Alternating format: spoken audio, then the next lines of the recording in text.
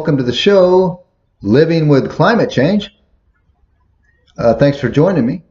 Today's show is called Facing Climate Change Grief. The show is going to focus on what is being called climate grief or climate trauma, eco-trauma. It's the unpleasant and negative psychological effects that the future projections of climate change and current conditions from climate change are having on our mental health. Now, this show is not really intended for people who have been physically harmed by climate change events like wildfires, climate refugees, droughts, these things. They may benefit. But we're talking about the negative psychological effects climate change is having on people who think about climate change, work in the field, are activists, or very informed citizens, and are living with it day-to-day basis, and it's in their consciousness, myself included on this. And so that's what we're going to look at. A disclaimer, I'm not a psychologist. This show is purely for awareness and support of this issue. Now, let me say, this program, future programs, we're going to talk about science and politics and controversial topics, but I think it's best to get a handle on our emotions and our psychological state of mind dealing with climate change and thinking about it, so we can make decisions, rational, informed decisions. Now, when I say climate change, I'm referring to what the scientists think is an extremely fast in geological time warming of the climate system, affecting all of our ecosystems in a negative way, caused by industrialized human civilization. So that's the topic of today. And to summarize the show, first we'll just talk about what is climate trauma, who is being affected by it, 3, how and what we can do about it, and finally, we'll just I'll share some links and summarize, and we can connect, hopefully. First, let's look at what is exactly causing this trauma or pre-traumatic stress of climate change predictions. Well, as we have this new IPCC report predicting very dire consequences. They've even given a date by 2030, giving us now 11 years to completely transform our way of living, which to most of us almost seems impossible. Or there could be catastrophic events happening later in this century that will be irreversible and unprecedented to human civilization. Now that's quite a thing to face. So that is scary in itself, and it has been presented by an international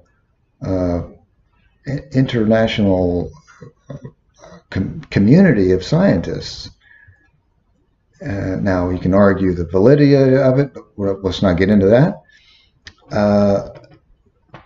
And on the extreme side of things, you have reputable scientists who are predicting that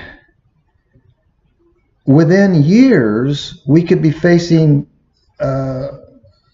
human extinction, total collapse of systems, and that's quite dire, obviously. We're talking about Mad Max scenarios of apocalyptic landscapes, of terrifying projections of what is coming. Many people believe this. So obviously that is quite a heavy burden. So we are told of collapsing ecosystems. On top of everything, we in the West, we're constantly being told that there's going to be an economic collapse. So that doesn't help. We are told that what we are in is the 6th mass extinction happening now, which this is very disturbing to me and many people, which is saying that almost all the species on the planet there's a rate of extinction that is normal, and because of human development, that rate of extinction has increased 1,000 to 10,000 times. And clearly we have evidence of this is probably happening with loss of insects. And anyway, so that is, I mean, that could cause shame and to some people, and obviously I don't think anybody thinks that this is a good thing. So those are just a few of the reasons why people are depressed over this. And now, even on a deeper level, this is a new, for humans, this is a totally different way of looking at the future. Instead of looking at an infinite possibilities and growth and abundance, that nature is giving us an abundance, and it's just the open range of possibilities. And Star Trek, that this goes against that completely. It is the opposite, saying that that's over, that we're in a very finite, closed system that is not abundance for this many people. We're told that there's simply too many people, and we use too much energy. So that's a hard thing to face. Also, this suggests that everything we do is having negative impacts on the planet. So our everyday lives, traveling, going on vacations, turning lights on, because most of us do not use renewable energy. And we use energy all the time. We just can't, it's very difficult to not use energy. And so there's a guilt about that, and can't get away from. And even to the extremes of people deciding not to have children. because they don't want to bring children into this world. Now, I need to say more about that. So now these are just some of the things that I'm not trying to make people depressed. This audience, I think, knows all these things. And so how do we deal with this? Besides avoiding it and not thinking about it and distracting ourselves, which is the way most of us do,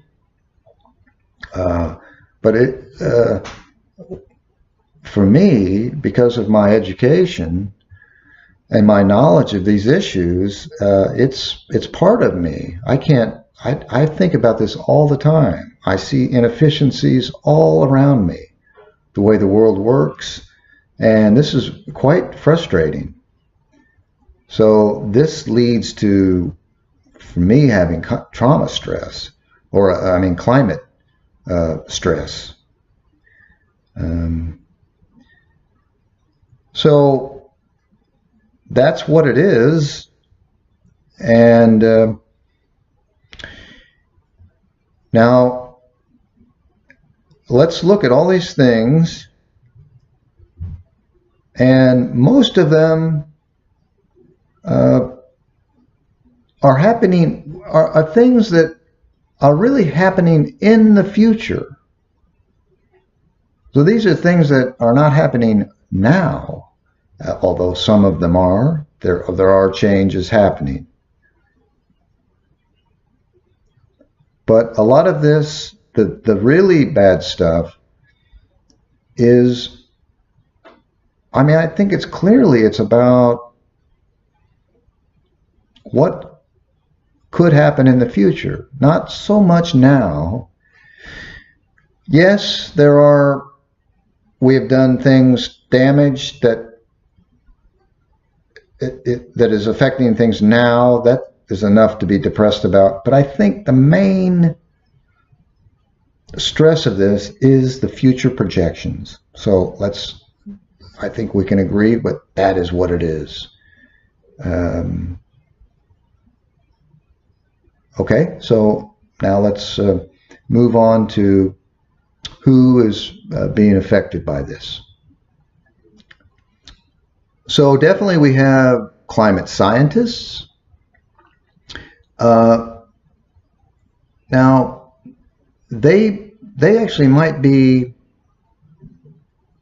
less affected by this than some other people.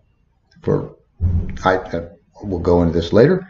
But of course, environmental scientists, environmental journalists, environmental activists, for sure, politicians are being pressured by people, informed citizens. I guess we have students, younger people who are taking classes and learning about this. We have children that overhear this. They may be affected and have climate trauma, climate stress. So that's a lot of people. And even people who apparently just don't believe in climate change or question it so much that it is unimportant to them. A lot of people like that, I guess. But they're bothered by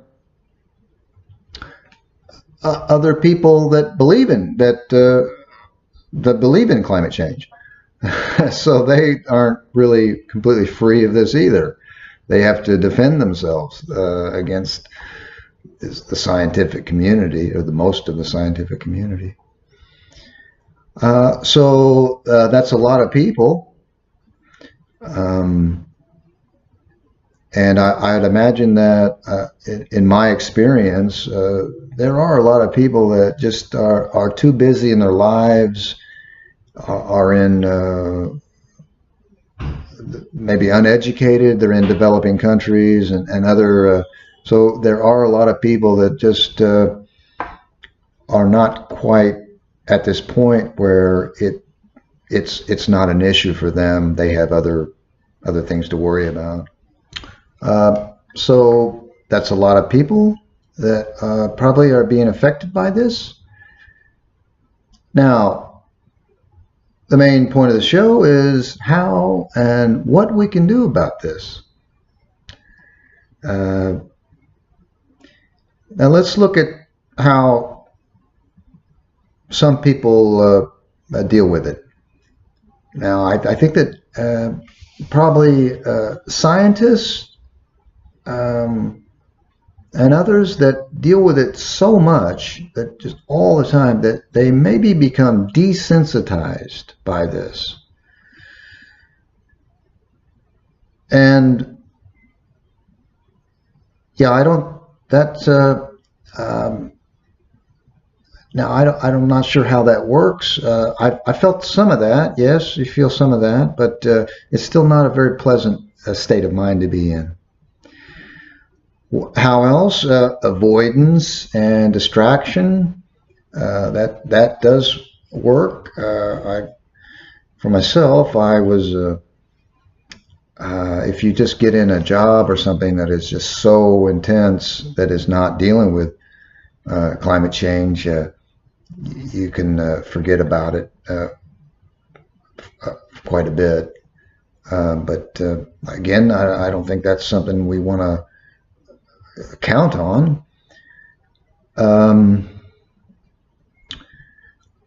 Another way to deal with it is to work in the field, to get active and try to help change the problem. Change your lifestyle. But even then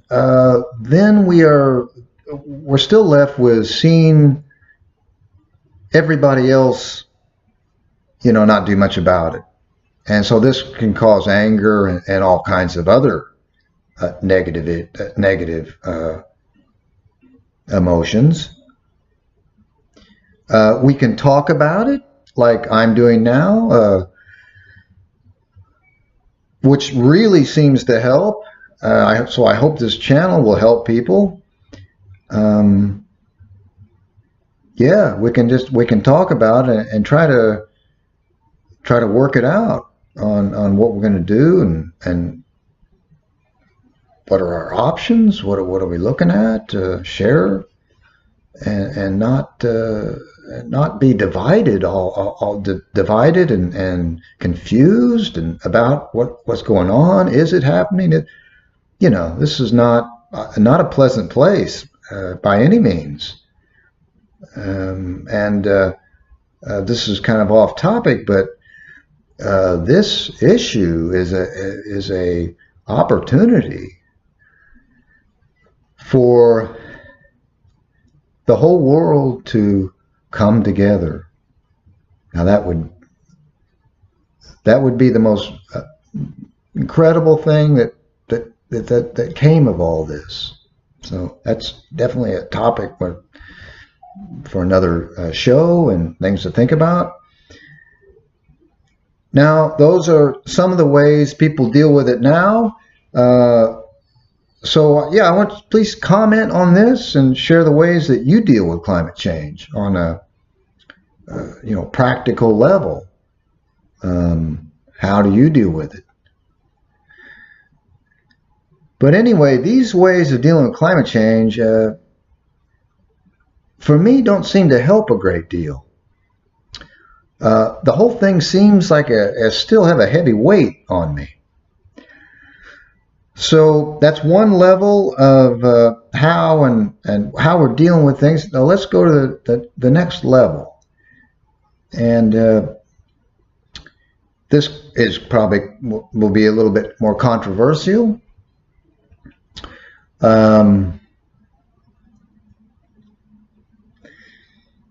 So we are worried about projections into the future, and it's causing us stress and worry and fear and anger and all these things possibly. Now, I think that we need to acknowledge that, as you've probably heard this, that there are unknown unknowns about the future.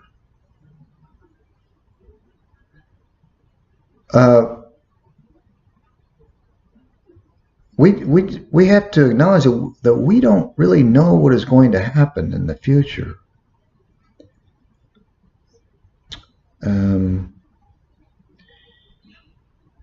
Especially with climate change.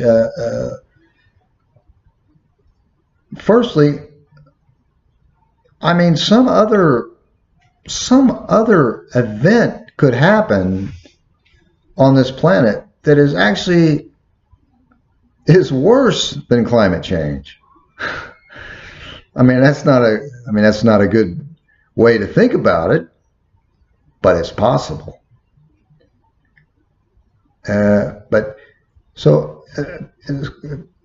We don't know what's going to happen with climate change.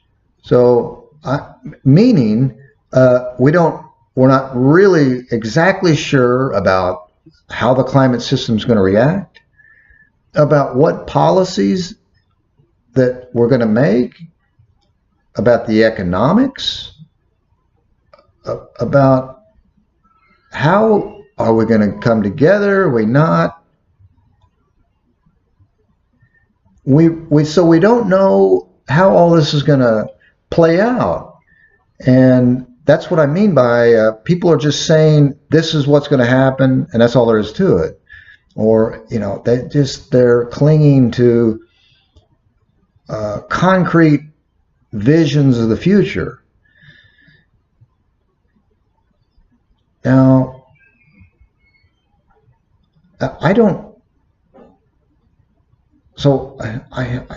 think that all of these, they're saying that the future is going to be bad. Now, I don't think that that's a rational way of looking into the future. I understand this is all unprecedented and all this, but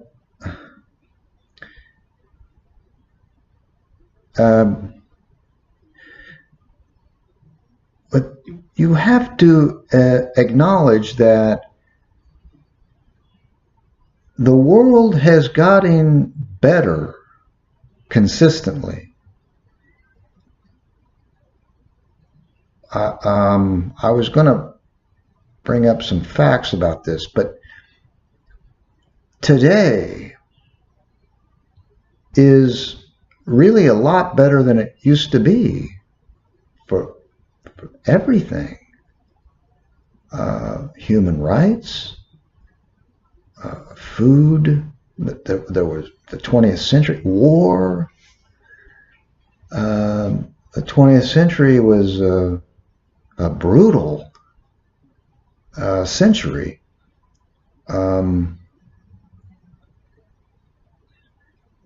Now, we do have to admit we're in the sixth mass extinction, and so again, I don't think that's that controversial. That human development and for human beings, things have gotten just better and better and better.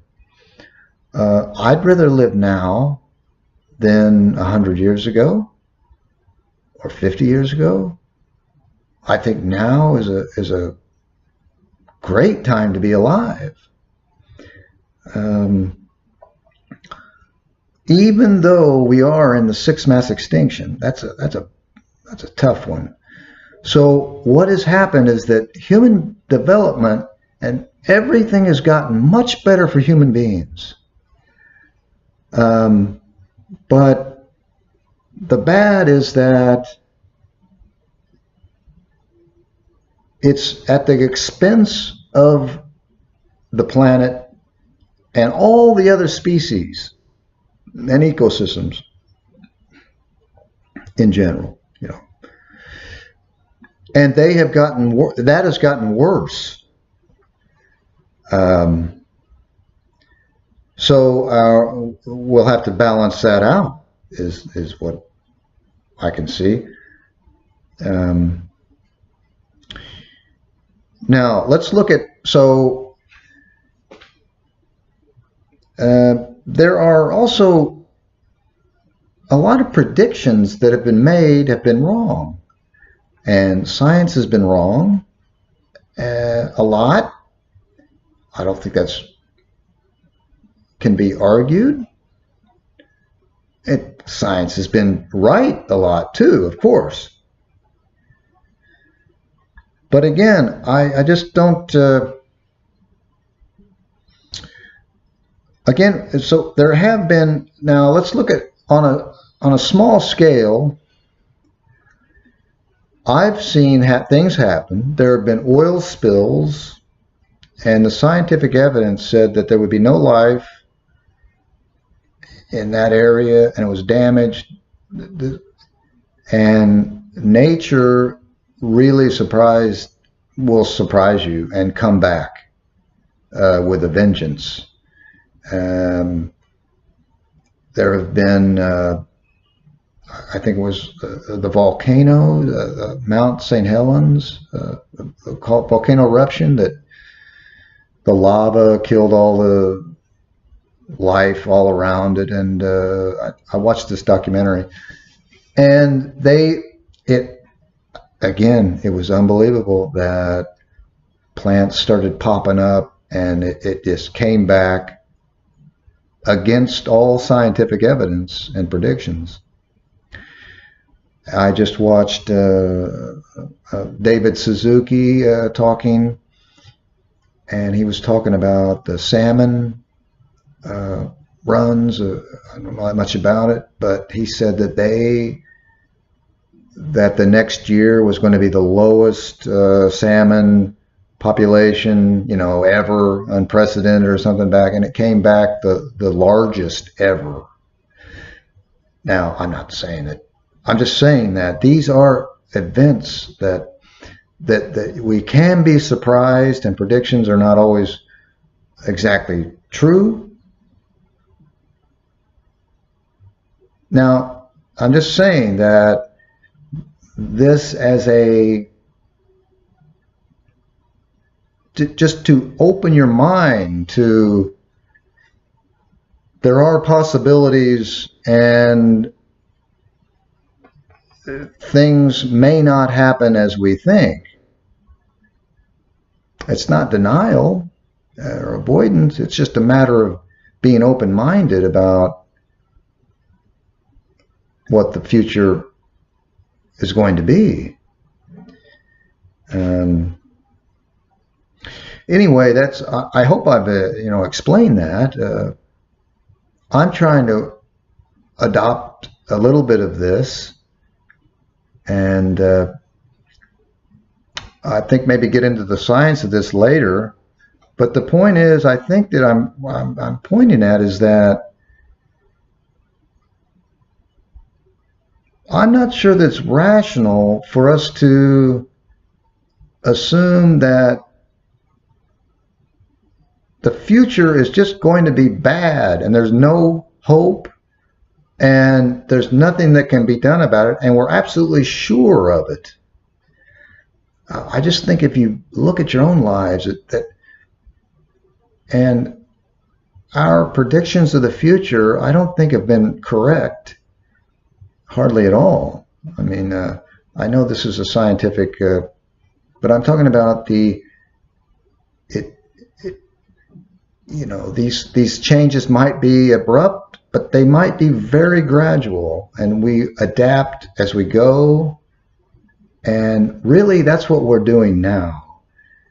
I mean, collapse and climate change, and you could say that. I mean, it is happening now, and we are adapting. And the future may not. The point is that if we could go into the future, it may not be any different than it is right now. And I hope that you understand. I hope that I'm getting through to you on that. Anyway, it's just a way of thinking. It's that might help. I don't know. Again, this is just a conversation. Now, about feeling guilty and shame about destroying other species with our way of life. Now, I think that we can say that in a way we are all guilty of it. But at the same time, we are not guilty. We have simply done the best we can. We're growing and thriving the way that human beings do. And I don't think that that's bad. I don't think human beings are generally bad. We are good. Inherently, humans are good.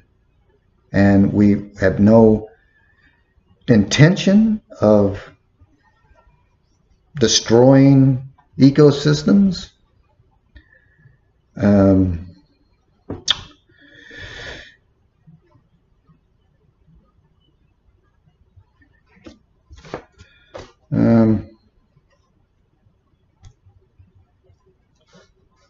So that's, I hope that maybe helps, and I think so. To sum up this kind of controversial way of looking at what we're facing in climate change, even if we can't do this incredible transition, that it doesn't seem possible. That I think, remember that I don't think that we can assume that the future is going to be bad. I think that people are good, and given the evidence of the human development, okay, I understand extinction and I understand all these things, but I think that it's going to be gradual no matter what happens, and I don't think it's going to be a bad thing. It's not going to be what people are so feared of and scared about. I mean, I think that it's going to be a slow adaptation, like I said, and I don't think it's going to be that much different than what it is now. And even if it is horrible, like they say, I've traveled the world enough and I've seen people, and I think that people are kind and helpful. And I think in these bad situations, of course, there can be catastrophic events that kill people, and it's bad. But I think that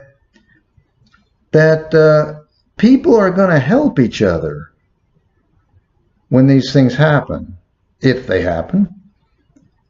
So that's another reason to not be stressed out about it and not think that the future is going to be bad. So anyway, that's